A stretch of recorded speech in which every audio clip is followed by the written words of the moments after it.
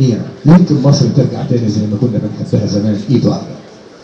كل الجيوش شرقنا حطت راسها في الواطي، الا جيشك يا مصر مقامه فوق الروس. فاكرين يا شباب حاطين؟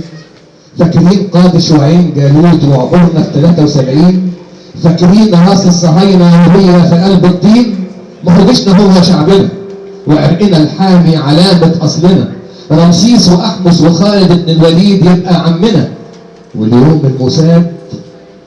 الموساد شغال مرعوب من اللي عدوا القناه، زرع الفرقه بين الناس، شغل بطنته واتفق مع الخناس. فهم الجهله ببلدنا ان ده مسيحي وده عربي وده نوبي، وخلى جاري العزيز اللي كان بيداري على عيوبي يقف النهارده كما العدو زعلان من سترتي في طوبي.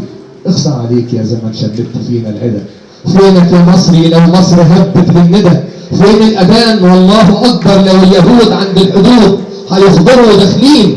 وقفه رجال هيلاقونا ولا في الفتن تايهين. قوم يا جيشنا اليوم وحدنا لاجل ما ننسى اللي فات، عشان البطل ناصر وعيون انور السادات وعمر بن عم سليمان حامي حمى الاوطان.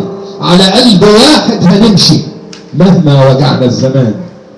اتوحدوا مهما غلطتوا لاجل شهيد ماهان في التحرير وفي رابعه وفي النهضه شباب شجعان، وجندي جيشنا البطل على الحدود في سينا، ضابط شرطه او جندي في بلادنا الحزينه. اتوحدوا اليوم واجهزوا لكلب صهيوني طمعان في اراضينا.